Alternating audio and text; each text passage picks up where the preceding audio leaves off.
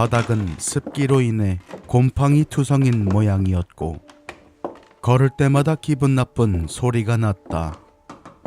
거기다 안쪽에서 들려오는 바스락거리는 소리도 사라질 기미가 보이지 않는다. 그래도 우리는 용기를 내서 앞으로 나아갔다.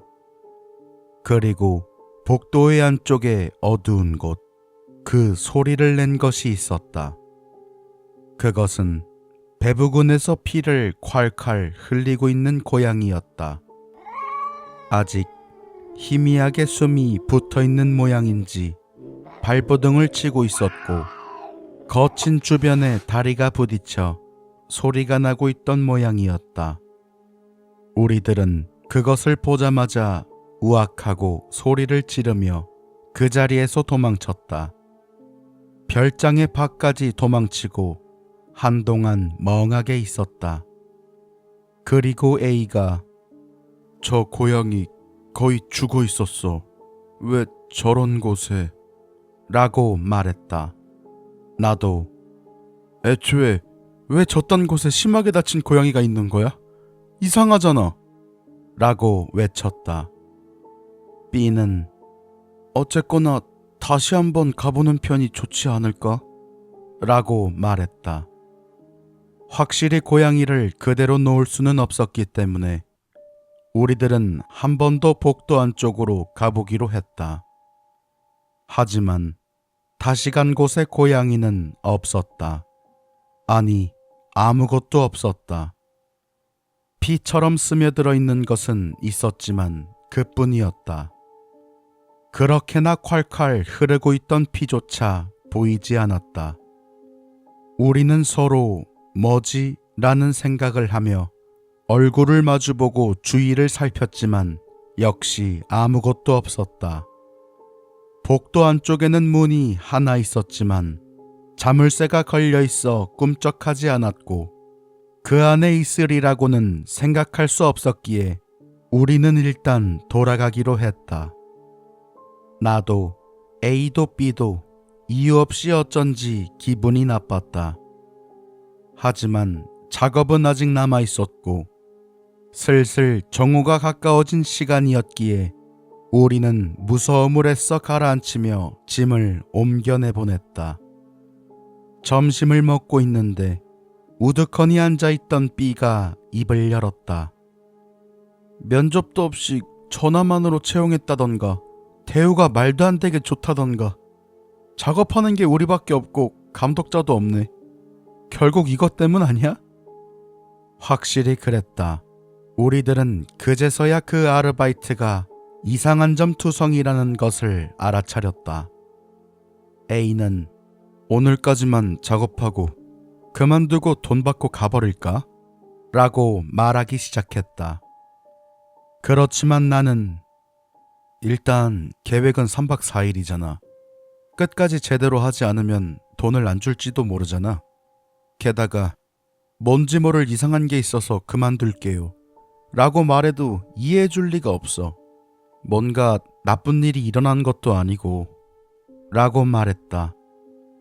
A도 B도 그건 그래. 라고 수긍해서 최대한 빨리 끝내버리기로 했다. 그리고 벤이 오면 일단 사정을 물어보기로 했다. 저녁이 되자 어쨌거나 이곳에서 빨리 떠나고 싶었던 우리는 필사적으로 작업을 했고 두 번째 별장의 짐도 그날 거의 모두 밖으로 꺼냈다. 벤이 도착하자 타고 있던 아저씨에게 우리들은 넌지시 여기에서 이상한 일이 일어나지는 않는지 물어봤다. 하지만 아저씨 역시 일로 인해서 오는 것이었고 이곳에 관한 것은 잘 모른다고 했다. 우리들은 결국 아무런 정보 없이 마지막 밤을 맞게 되었다. 지금 생각하면 처음에 우리를 데려다줬던 아저씨에게 명함을 받았었기에 바로 거기에 전화했어야 했을 테지만. 그리고 그날 밤 사건이 일어났다. 나와 A가 거실에서 게임을 하고 있는데 목욕을 하고 있던 B가 뛰쳐나와 야, 큰일 났어. 또 그 소리가 들려. 라고 외쳤다. 시간은 밤 10시쯤이었다. B의 말에 의하면 목욕탕에서 나와 옷을 입고 있는데 탈의실 창문에서 하고 어제와 같은 소리가 들려왔다고 한다. 그래서 당황한 나머지 우리에게 도망쳐 왔다는 것이다. 우리는 이번에야말로 소리의 정체를 밝혀내겠다는 각오를 하고 현관에 있던 손전등을 가지고 밖으로 나가기로 했다. 무서운 마음도 있었지만 실제로 피해를 입은 것은 없었기에 호기심 쪽이 컸었다. 하지만 그것이 오산이었다. 밖에 나오자 어제와 같이 무엇인지 알 수 없는 1m가량의 것이 움직이고 있었다.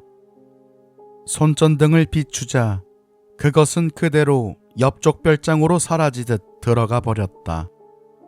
없어진 곳으로 가보니 별장문을 잠궈 두었는데 어째서인지 문이 열려 있었다. 어쨌든 거기서 가만히 서 있을 수도 없었고 무엇보다도 잠궈뒀던 문이 열린 것이 걸렸었기에 우리들은 서로 눈빛을 교환하고 안으로 들어갔다. 안에 들어가자 원래부터 곰팡이 냄새가 나는 건물이었지만 그것 말고도 비린내 같은 이상한 냄새가 나는 것이 느껴졌다. 이상한 분위기 속에서 나는 복도에 불을 켜기 위해 스위치를 찾고 있었다. 그러다 나는 한 가지 이상한 점을 알아차렸다. 현관 옆 신발장 쪽 옷병에 가려 보이지 않아 그간 알아차리지 못했던 것이 있었다. 분명히 부적이 붙어 있었다. 불을 켜서 주변을 조사해 보니 거기뿐만 아니라 복도 천장에도 부적이 붙어 있었다. 우리는 서로를 마주보며 역시 뭔가 이상해 라고 수긍했다. 그러자 그때 복도 쪽 안쪽 지난번 고양이가 있었던 곳에서 하고 문 열리는 소리가 났다. 그 안에는 그때 문이 잠겨 열리지 않았던 문밖에 없다. 그리고 복도 모퉁이 쪽에서 하고 무엇인가를 질질 끄는 것 같은 기분 나쁜 소리가 들렸다. 우리들은 겁에 질려 아무것도 못하고 그 자리에 그저 서 있을 뿐이었다. 그리고 복도 모퉁이에서 무엇인가가 우리를 바라봤다. 우리는 숨을 들이켰다. 그것은 어린아이 크기의 일본 인형이었다. 인형의 목만 무표정한 얼굴로 복도 모퉁이에서 우리를 바라보고 있었다. 나는 라고 말도 아닌 목소리만 겨우 내며 뒷걸음질치기 시작했다. A와 B 역시 그 기분 나쁜 광경에서 도망치기 위해 뒷걸음질치고 있었다. 인형은 머리를 한번 움츠리더니 복도에서 몸마저 드러냈다. 그 모습은 온몸의 털이 곤두설 만큼 소름 끼치는 것이었다. 상반신은 기모노를 입은 커다란 일본 인형의 모습이었지만 하반신은 무엇인지 알 수 없는 새까만 진흙 같은 물체가 묻어 있었다. 질질 끌고 있는 것은 그 끈적끈적한 검은 물체의 뒤편에 있었다. 그 검은 진흙 같은 물체는 우리가 낮에 봤던 그것이었다. 인형은 점점 이쪽으로 다가오기 시작했다. 그리고 그것이 다가올수록 코를 찌르는 것 같은 비린내가 점점 강해졌다.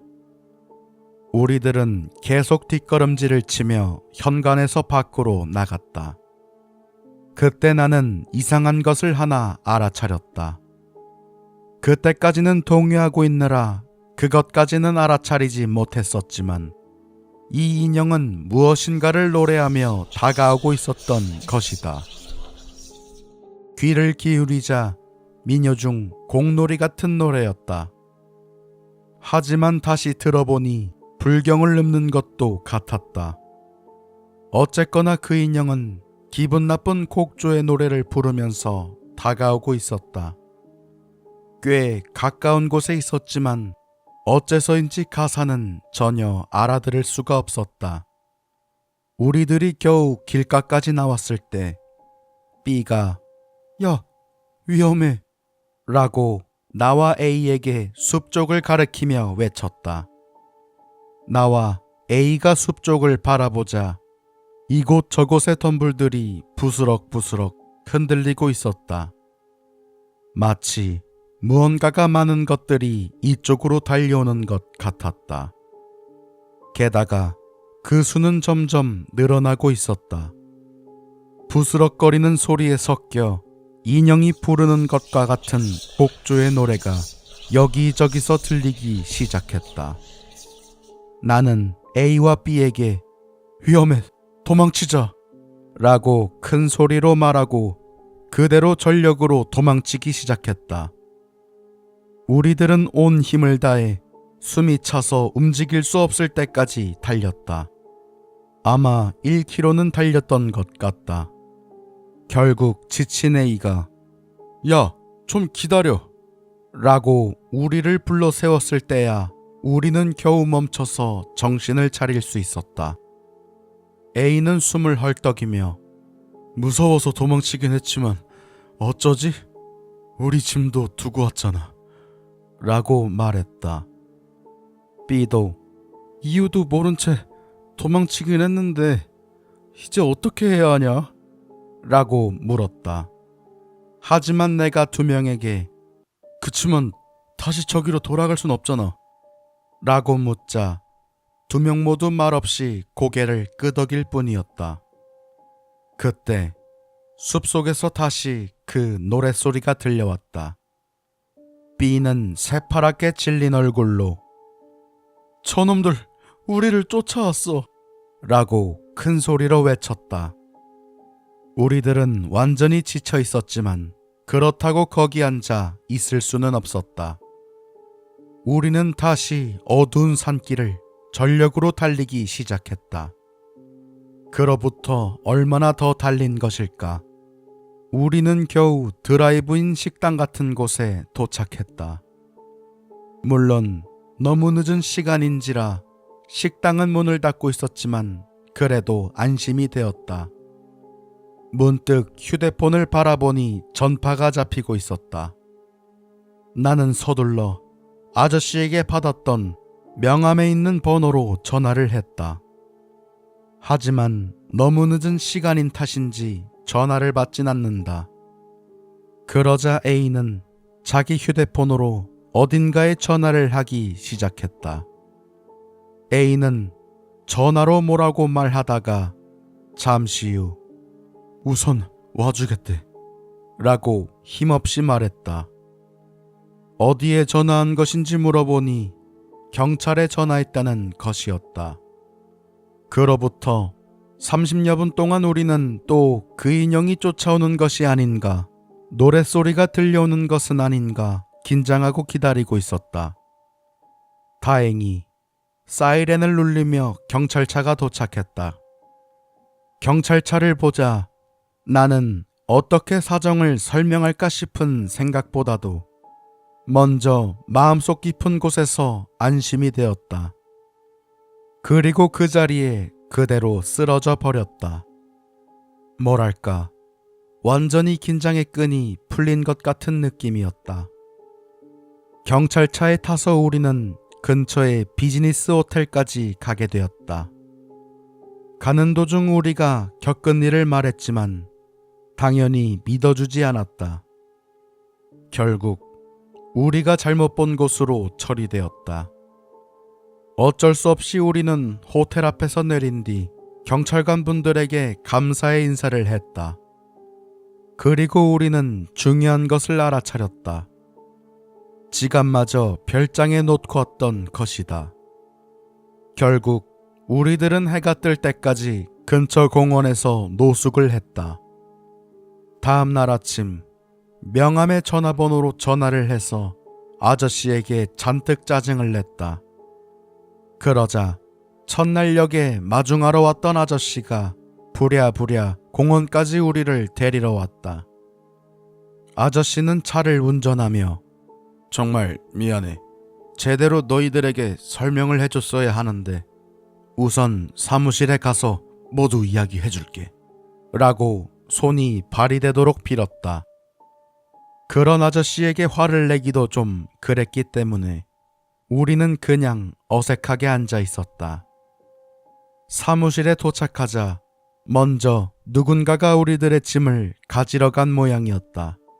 20분쯤 후에 짐을 가지고 올 거라고 했다.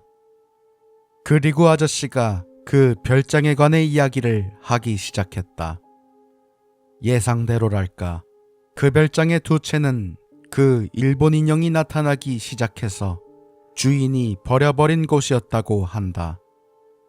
그리고 헐어버리기 위해 짐을 옮겨 내보내기 시작했는데 계속해서 이상한 일이 일어났던 것이다. 게다가 소문이 널려 퍼져버렸기 때문에 주변에 사는 사람들은 아무도 그곳에서 작업을 하려 하지 않았다고 한다. 그것이 1년 전의 일이었다는 것이다. 그래서 곤란해진 집주인은 주변절에 부탁해서 제법 돈을 들여 죄를 지냈다고 한다. 그리고 괜찮아질 거라 생각한 후 그 동네에서 멀리 떨어진 대학교에 광고를 냈다는 것이었다. 그리고 우리는 거기에 감쪽같이 속아 걸려들었던 셈이다. 아저씨의 말에 의하면 원래는 밤낮을 막론하고 이상한 일이 일어나고 인형이 목격되었었다고 한다. 하지만 죄를 지낸 이후에는 낮에는 아무 일도 일어나지 않아 괜찮을 거라고 생각하고 있었다는 것이다. 아저씨는 정말 미안하다. 급료는 4일치 모두 지불하고 교통비도 이쪽에서 대줄게.